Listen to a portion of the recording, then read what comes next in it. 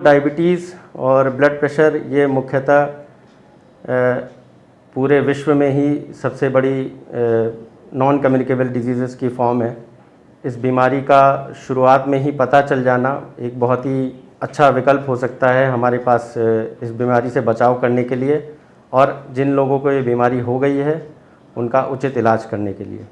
Diabetes और blood pressure दोनों ही lifestyle disorders माने जाते हैं। मतलब इसमें ये कहते हैं कि अगर हमारा शुरू से खान पान अच्छा है, हमारा एक्टिव लाइफ स्टाइल है, हमारी लाइफ में स्ट्रेस कम है, तो इन बीमारियों से हम काफ़ी हद तक अपना बचाव कर सकते हैं। डायबिटीज़ के दो प्रकार होते हैं, मुख्यतः टाइप 1 डायबिटीज़ और टाइप 2 डायबिटीज़। टाइप 1 डायबिटीज़ जो होता है ये बच्चों में प्रायः पाया जाता है।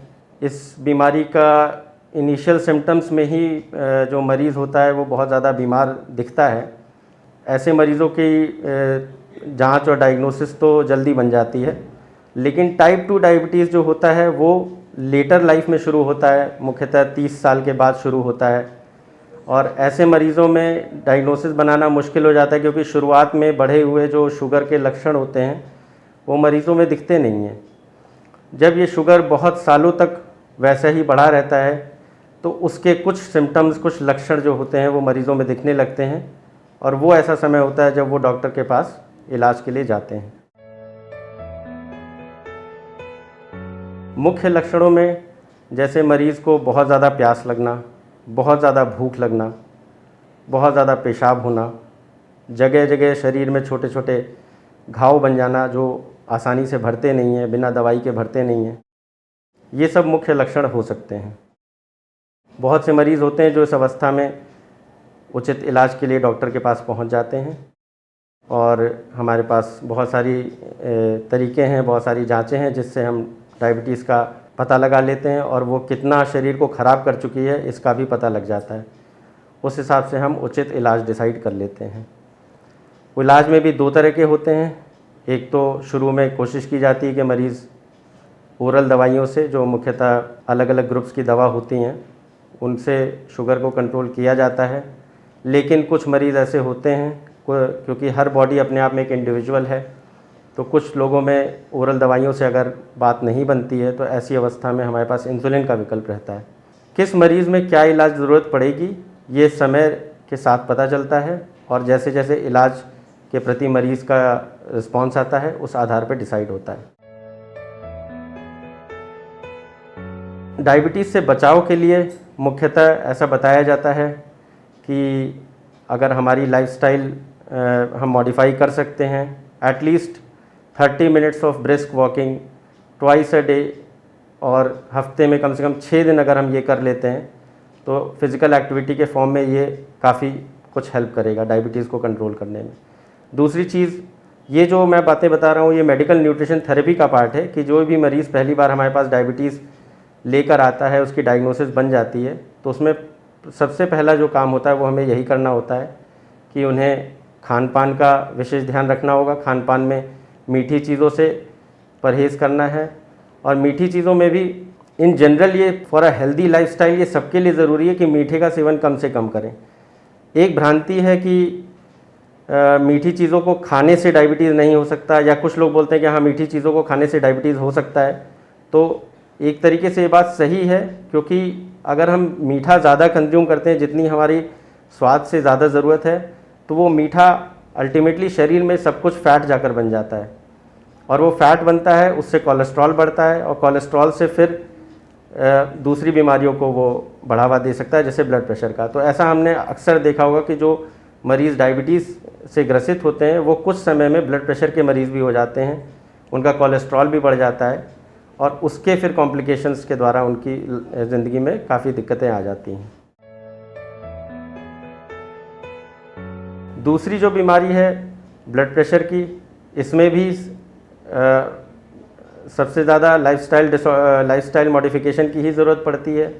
ब्लड प्रेशर बढ़ने के को हो सकता है कोई लक्षण आए भी, हो सकता है कोई लक्षण ना आए।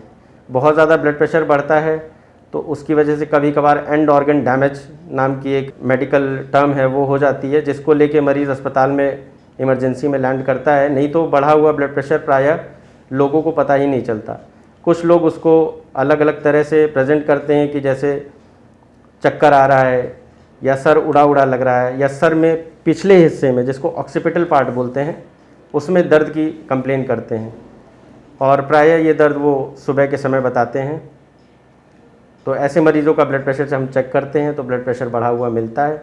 इस आधार पे ब्लड प्रेशर की डायग्नोसिस बनाई जाती है। अलग अलग समय पर कुछ दिनों के लिए हम मरीज़ों को बताते हैं कि अपना ब्लड प्रेशर चेक करें, और हर बार वो ब्लड प्रेशर अगर 135/85 से ऊपर आता है और उस मरीज़ की आयु 60 वर्ष से कम है, तो ऐसे मरीज़ों में हम ब्लड प्रेशर की दवा का सेवन बताते हैं।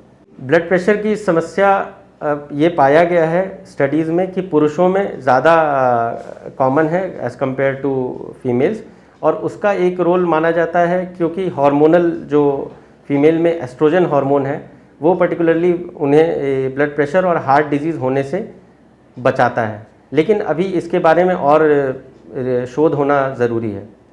लेकिन अभी के जो रिज़ल्ट्स हैं उस हिसाब से ये पाया गया है कि पुरुषों में महिलाओं की अपेक्षाकृत ये बीमारियां ज़्यादा कॉमन हैं।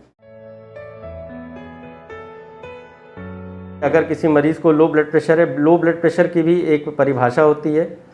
अगर 90/60 से किसी का ब्लड प्रेशर लो जाता है तो उसको हम बोलते हैं कि हाँ, मरीज़ का ब्लड प्रेशर वाकई में बहुत लो है। कुछ लोगों में, प्रायः महिलाओं में, हमारी भारतीय महिलाओं में ब्लड प्रेशर 100/70, 106/76 इस तरह का ब्लड प्रेशर अमूमन देखने को मिल जाता है, और इन महिलाओं में कोई भी लक्षण नहीं मिलते। तो ऐसे लोगों को हमें अननेसेसरली ट्रीट नहीं करना है, ना इनको कुछ बताना है। अगर उनको कोई लक्षण नहीं आ रहे तो ये ब्लड प्रेशर प्रायः हम लोग नॉर्मल मान के चल सकते हैं। 110/70 तक ब्लड प्रेशर में हमें कोई इंटरवेंशन नहीं करना होता। लेकिन यही अगर कुछ लोग हैं जिनका ब्लड प्रेशर 110/70 है, उनको बहुत ज़्यादा थकान और कमज़ोरी लग रही है, और पहले कभी वो ऐसी बात बताते हैं कि नहीं, पहले मेरा ब्लड प्रेशर 140/90 रहता था, अब ये ऐसा रहने लगा है, तो हमारे लिए ये लो ब्लड प्रेशर की परिभाषा में आ जाएगा। इसको हम रिलेटिव हाइपोटेंशन बोलेंगे, क्योंकि जो मरीज़ जिसका ब्लड प्रेशर 140/90 हमेशा रहा है, अगर उसका ब्लड प्रेशर 30 मिलीमीटर और 20 मिलीमीटर सिस्टोलिक डायस्टोलिक कम हो जाएगा तो उसमें कमज़ोरी और थकान के लक्षण आने लगेंगे। ऐसे मरीज़ों को हम शुरू में तो नमक चीनी पानी का घोल या इस तरह की होम रेमेडीज़ बताते हैं।